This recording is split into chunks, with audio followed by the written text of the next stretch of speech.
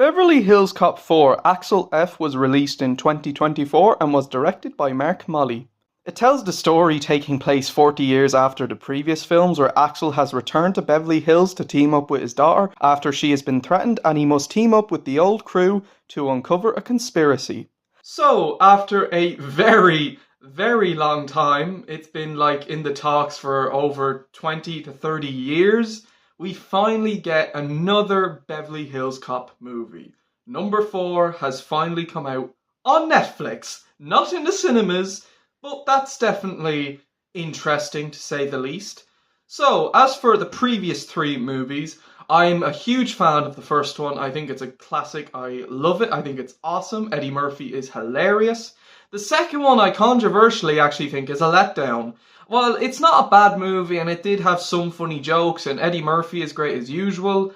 I just couldn't get into it. I just remember it being very slow. Unfortunately, I didn't have the time to rewatch the first 3 to prepare for this one. I've only seen the second one once, but just even looking back, I couldn't get into it. Though I will rewatch it at some point. And the third one, unpopular opinion, I think is excellent. I think it's very close to the first one. I think it's absolutely hilarious. Eddie Murphy, he owns these movies. He is the heart and charm of these movies. And that scene with Okie Dokie in the theme park gets me every time. That scene is hysterical. So when I heard that there was going to be a 4th one, I was pretty excited. And when I seen the trailer, I thought, yeah, it looks like a lot of fun. I'll definitely watch and review it. And I managed to watch it on Netflix. And it's pretty good.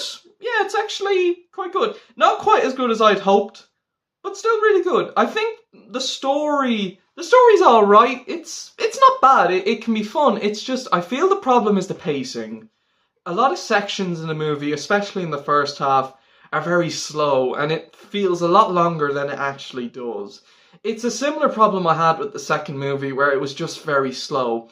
This one, there's definitely parts of it that do have good pacing. It's just a lot of sections are a little bit boring and a little bit hard to get into.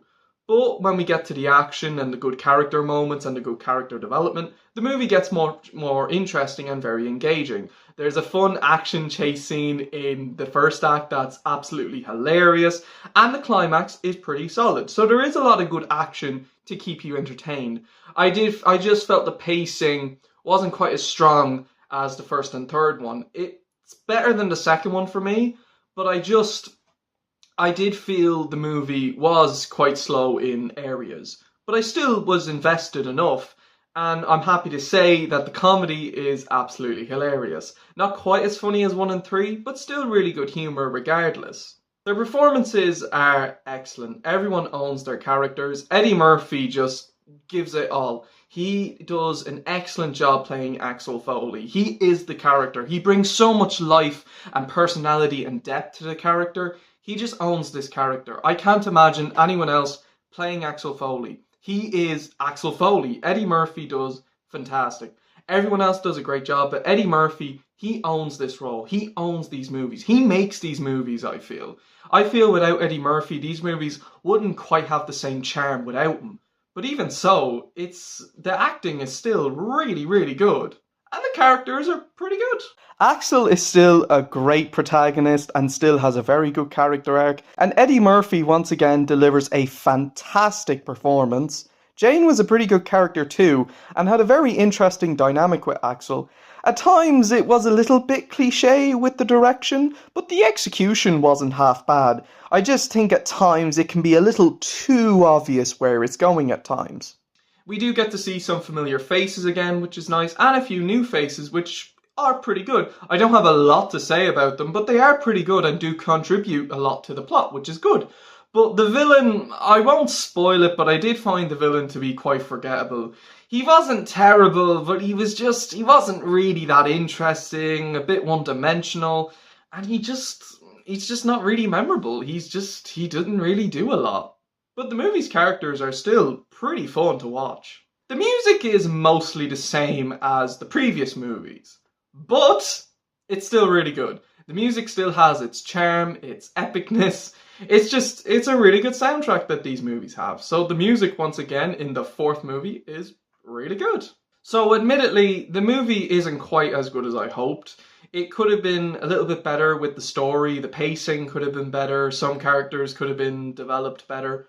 But I have to say, I really enjoyed it. I had fun with it. I'm glad it came out and I'm glad I watched it. Overall, not quite as good as I had hoped with some pacing issues, but I still had a lot of fun with it. Beverly Hills Cop 4 is a solid film with a fun plot, good characters, and some great performances. It does have some flaws, but still a fun movie regardless. I'm going to give Beverly Hills Cop 4 Axel F a very solid 8 out of 10. And I have a feeling it might grow on me on rewatch. So that's it for my review of Beverly Hills Cop 4. Stay tuned for the next video, which will be an interesting video to say the least. Until then, guys, thank you all so much for watching. Take care, everyone, and skidoosh.